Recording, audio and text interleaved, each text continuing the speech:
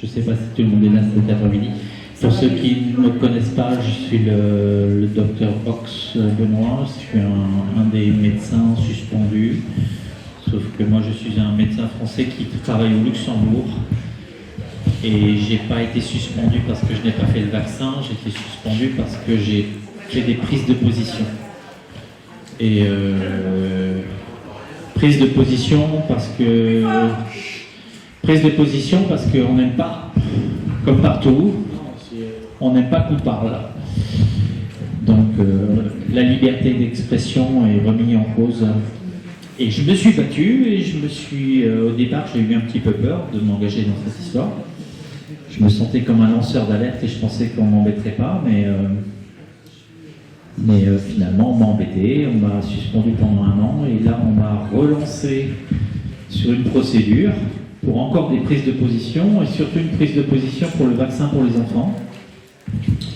Alors je vais vous raconter une petite chose, c'est que en 2021, quand on a commencé à faire les vaccins, on a fait des vaccins d'abord pour les adultes et surtout dans les maisons de retraite. On a commencé par les personnes très âgées, après les personnes moins âgées, après les adultes. Et puis on est arrivé au mois de mai, juin, juillet, on est arrivé à la vaccination pour les adolescents. C'était les 12-18 ans. Et j'avais la chance au Luxembourg d'avoir un ami qui s'appelle Hervé Seligman, qui est un luxembourgo-israélien. Et Hervé était tenu au courant des résultats des faits indésirables en Israël. Israël avait 1 à 2 mois d'avance de vaccination sur nous. Donc on a commencé à avoir les premières idées des effets indésirables des vaccins. Et entre autres, on avait une particularité, c'est que Israël avait commencé à faire des vaccinations chez déjà des 17-18 ans. Et on avait relevé au mois de juillet 2021 une trentaine de myocardites chez des adolescents de 17-18 ans en Israël. Une trentaine de myocardites. Sachant qu'une myocardite, et ça, on essaye de nous faire croire qu'une myocardite, c'est pas grave. Or, une myocardite, c'est 50% de décès à 5 ans. En fait, une myocardite, c'est grave. Pourquoi ? Parce que c'est une inflammation d'un muscle cardiaque, et quand un muscle cardiaque est inflammé, il va fibroser. Et un faisceau musculaire qui est fibrosé, il ne travaille plus. Donc, le cœur, ça doit travailler toute une vie. Ça fait un battement toutes les secondes, ou 2 fois par seconde, toute une vie. Donc vous imaginez, c'est une machine qui ne doit pas défaillir. Et si vous avez une fibrose au niveau du muscle cardiaque, et même une fibrose qui va être un peu généralisée au niveau du muscle cardiaque, et bien vous allez avoir plein de problèmes. Une insuffisance cardiaque, un trouble du rythme cardiaque, un trouble de la conduite du rythme cardiaque, une insuffisance cardiaque, et vous risquez de décéder.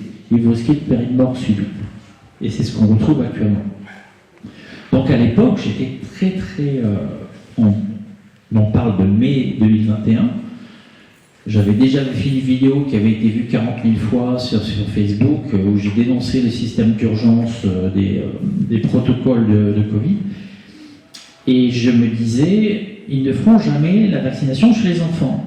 Parce que chez les adolescents, si on fait la vaccination, sachant les résultats qu'on avait en Israël, qu'on connaissait déjà, on aura obligatoirement, et je le répète, obligatoirement, on aura plus de morts avec la vaccination qu'avec le Covid.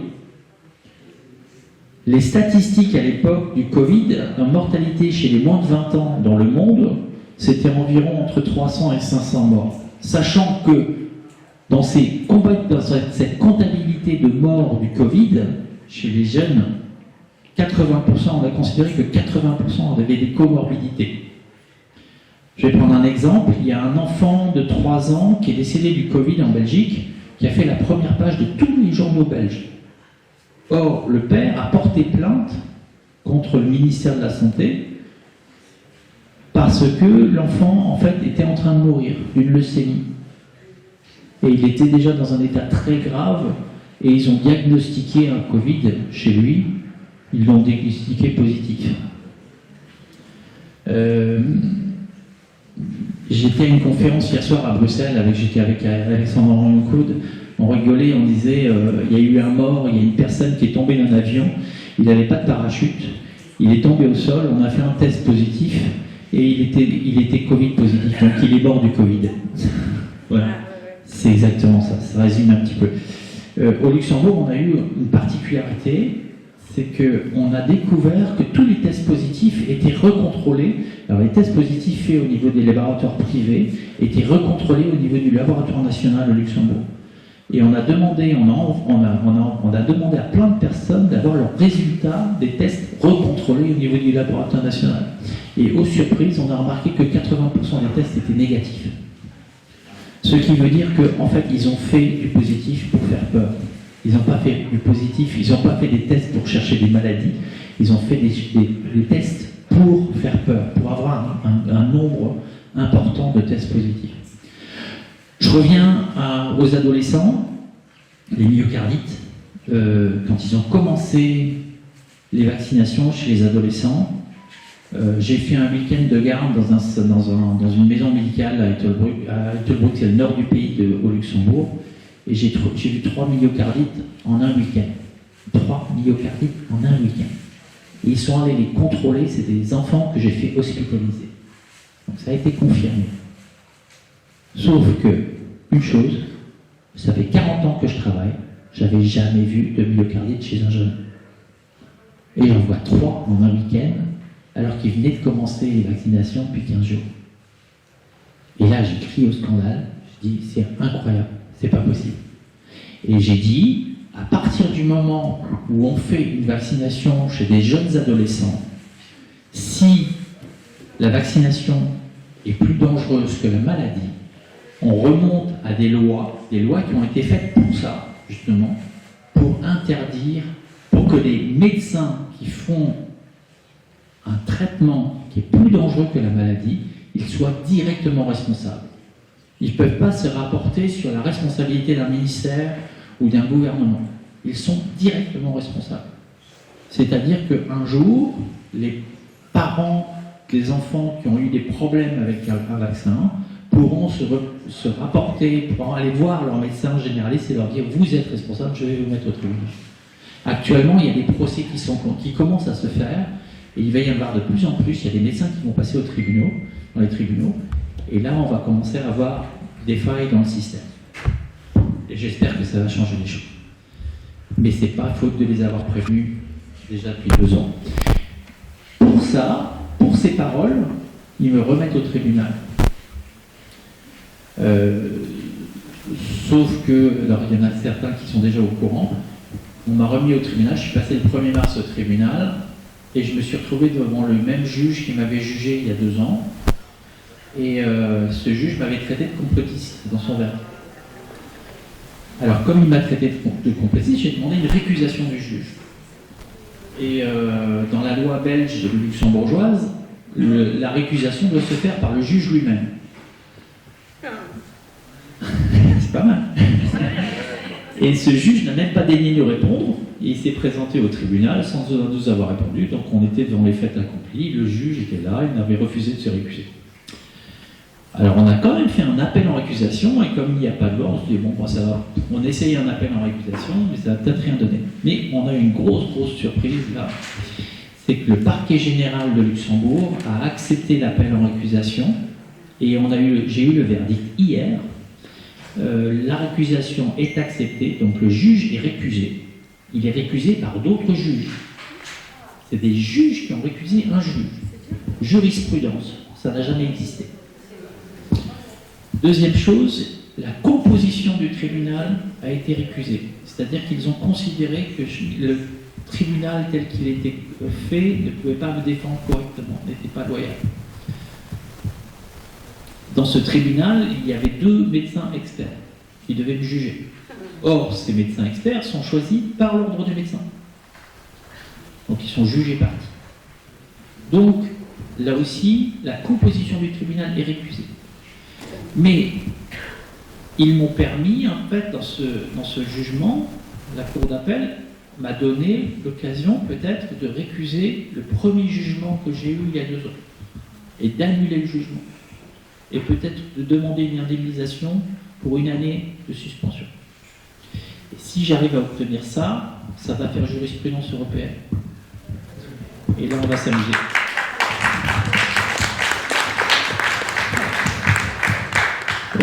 L'avocat que j'ai, alors, j'y suis quand même allé dans les moyens, j'étais avec 4 avocats au tribunal. Et j'ai pris Maître Divisio qui est connu ici au Luxembourg, qui est connu ici en France. Maître Divisio s'est fait entendre au Luxembourg. J'avais envie de quelqu'un qui élève la voix et il l'a fait, j'étais bien content. Donc ça va porter ses fruits et j'espère qu'on va faire avancer les choses. Maintenant, je suis venu ici aujourd'hui et je voudrais remercier les personnes qui ont fait des témoignages. Parce que je suis surtout venu pour vous écouter, pour apprendre plein de choses, pour voir à quel point on en est dans la justice française concernant les enfants. Et bon, je suis au courant de pas mal de choses. J'ai suivi les dossiers de Zandvoort déjà il y a une vingtaine d'années. J'ai suivi les dossiers de Marion.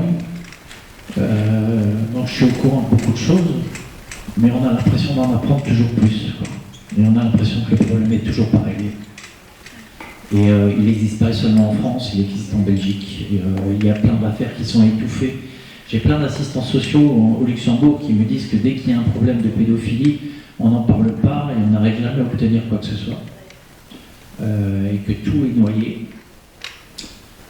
Malgré tout, j'ai envie de vous dire, et j'ai parlé tout à l'heure à table au restaurant, là, j'ai envie de vous dire, il faut continuer à se battre. Parce que les avocats sont sensibles. Là, moi je ne pensais pas arriver à ce résultat avec le parquet général au Luxembourg. Et ça prouve qu'il y a des magistrats qui sont de notre côté. Et il faut aller les chercher ceux-là. Il y en a qui ne nous écoutent pas, mais il y en a d'autres qui sont là et qui sont sensibles et qui en ont aussi marre du système. Et ils commencent à sortir. Et je pense qu'il y a des magistrats qui ne sont pas corrompus et qui veulent, je pense, faire changer les choses et qui commencent à en avoir marre de tout ce système, qui voient que la corruption elle est trop loin. Donc il faut y aller. Je vais vous parler, alors moi particulièrement, je viens de gagner une bataille là, au tribunal, avec des magistrats, mais j'avais déjà gagné une bataille aussi au tribunal. Il m'est arrivé une histoire. On m'a interdit de voir mes enfants pendant environ 5 ans. Pourquoi? J'ai aussi subi cette histoire, mais c'est un peu différente. Et il y a beaucoup de pères qui ont été dans ma situation. J'ai subi un divorce subite, imprévu, parce que mon ex-femme avait trouvé quelqu'un d'autre, peu importe. J'avais accepté le divorce et je lui ai dit bon, on fait un divorce à l'amiable. Et puis elle m'a dit bah, viens chez mon avocat. Je suis allé chez son avocat, je me suis fait insulter pendant 3/4 d'heure. Et puis finalement ça s'est terminé au tribunal. Et là je me suis retrouvé en face d'un avocat qui a dit devant le juge que j'avais fait une menace de mort sur mes enfants. J'avais 3 filles. À l'époque elles avaient 8 ans, 11 ans et 14 ans. Et là, l'avocate demande le contrôle du parquet, contrôle de police. Et quand on est dans une situation comme ça, un homme, un père, ne peut plus rien faire. Et moi j'avais de la chance, mes filles étaient quand même assez âgées. Et il y a beaucoup de pères, lorsqu'ils ont un bébé de 1 an, 2 ans, et qu'on dit qu'ils ont fait un accouchement sur le bébé, et ben ils ne revoient plus leur enfant avant 18 ans. Sauf si l'enfant s'est battu pour revoir son père. Mais autrement, on n'y arrive plus. Donc ça, c'est des situations que j'ai vues, que j'ai fait des réunions avec des pères qui se battent et qui, bien sûr, ils sont mis dehors, bien sûr, ils sont obligés de payer la pension alimentaire, ils n'ont plus le droit de voir leurs enfants, mais c'est des situations catastrophiques. Alors, je me suis battu, ça a duré 5 ans, Je me suis retrouvé plusieurs fois devant le juge, et je le dis et je le répète, devant les juges, il faut les prendre au même niveau que nous. Les juges ne sont pas supérieurs à nous. C'est des personnes qu'on doit regarder dans les yeux et qu'on doit leur dire « Moi, je suis quelqu'un de bien. Moi, je suis un père capable d'être un bon père pour ses enfants et mes enfants ont besoin de moi. » Une autre chose qui est très très importante, c'est que j'ai l'impression qu'on n'écoute jamais les enfants. Et moi, pendant 5 ans, on a refusé d'entendre les enfants. Donc, une chose qui est très importante, c'est les enfants doivent être entendus. Parce qu'on parle toujours des parents, on parle du juge, et les enfants, non. Les enfants, on n'a pas le droit à la parole. Les enfants sont totalement ignorés. Les enfants ne sont pas matures. On me dit, non, c'est pas vrai. Un enfant de même de 7 ans, 8 ans, 9 ans, 10 ans, ils sont déjà capables de parler, ils sont déjà capables de s'exprimer, ils sont déjà capables de dire ce qu'ils veulent. Alors, je me suis retrouvé en cour d'appel pour mon divorce, parce qu'on est arrivé à obtenir la cour d'appel, parce que mon ex-femme avait dit que j'avais une suspicion d'inceste avec ma fille, qui avait à l'époque 17 ans. Là, ma fille a dit c'est terminé, je ne veux plus rien savoir. Elle est venue chez moi, le juge n'a pas envoyé la police, donc on a obtenu la cour d'appel de justice. C'est très rare dans les affaires de divorce. Là, les enfants ont pu témoigner pour la première fois au bout de 5 ans devant les juges de la cour d'appel. Après, on est rentré avec nos avocats, mon ex-femme et moi, on est rentré avec nos avocats. Le juge s'est adressé directement à moi. Monsieur, vous êtes quelqu'un de bien, vous avez la garde des enfants. Il me dit, qu'est-ce que vous voulez faire? Comment vous voulez arranger la garde des enfants pour votre femme? Et je dis, il n'est plus question que la justice décide. Il n'est plus question que la justice décide ce que mes enfants veulent faire. C'est la première fois que mes enfants sont entendus dans une affaire de divorce. Ça fait 5 ans que ça dure, et là, c'est les enfants qui vont décider ce qu'ils veulent. Vous me donnez la garde des enfants, ils viendront chez moi, ils iront chez leur mère quand ils veulent, comme ils veulent. J'aurais pu continuer et mettre ma femme au pénal, et la faire condamner et la faire aller en prison. Elle risquait 10 ans de prison. Je n'allais pas mettre la mère de mes enfants en prison. Elle était punie moralement. J'ai souffert pendant 5 ans, c'était très très dur. Parce que j'ai été vraiment bafoué, j'ai été injurié par le juge, j'étais avec une obligation de psychiatrie, contrôle psychiatrique, contrôle du parquet, remettre des certificats psychiatriques à la police, etc. Et j'avais pas vraiment besoin. Mais je les voyais en fait, parce que mes enfants se levaient plus tôt le matin et venaient prendre le petit déjeuner avec moi avant d'aller à l'école, en cachette.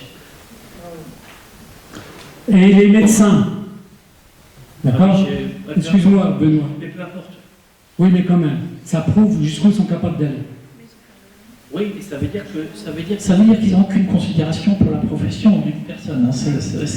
Peu importe, à partir du moment où un avocat a sorti n'importe quoi sur n'importe qui, donc c'est très très dur. Maintenant, ça ne remet pas en cause les femmes qui sont battues aussi par des hommes, et ça j'en ai vu aussi, hein, en tant que médecin j'en ai vu. Mais c'est une chose dont on ne parle pas du tout. Là. Les hommes, les femmes qui utilisent des avocats pour aller raconter n'importe quoi sur leur mari, et les maris qui sont dans une détresse pas possible. Donc, cette affaire, elle a été en 2016, elle s'est réglée en 2016, et je me suis retrouvé devant des juges, et là, dernièrement, quand je me suis retrouvé à mon deuxième procès, je me suis retrouvé devant le juge qui avait refusé de se faire accuser, et là, je lui dis, vous savez, je suis déjà allé en cour d'appel. Je me suis présenté devant le juge, et en cour d'appel, le juge m'a dit, vous êtes quelqu'un de bien, vous avez la garde des enfants. Et je lui ai dit, je n'avais plus confiance en l'institution de la justice, et les juges de la cour d'appel m'ont redonné confiance en l'institution de la justice. Pour lui faire comprendre à lui, le juge, qui me traitait de complotiste, qu'il n'aura jamais la paix sociale en continuant comme ça. Parce que ce qu'on a besoin, nous, dans notre société, c'est une paix sociale. Et s'il y a des juges qui sont comme ça, on n'aura jamais de paix sociale. Et ils ne sont pas nombreux, ces juges-là. Et je pense qu'il y a énormément d'autres juges qui sont capables de faire changer les choses. Et je pense qu'il y a énormément de juges qui réalisent actuellement qu'il y a des choses à changer. Donc moi, si j'ai envie de vous transmettre quelque chose, Ouais.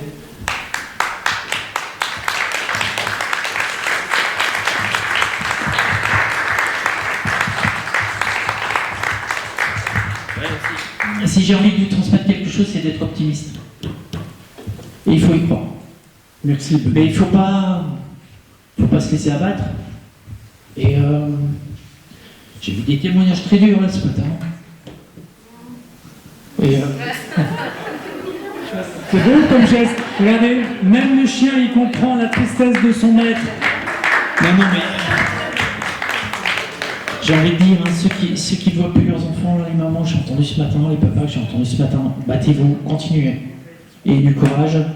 Et non, oui, soyez optimistes, il faut toujours y croire, il faut toujours être positif. D'accord? En tous les cas, je suis tout cœur avec vous. Merci Benoît, merci.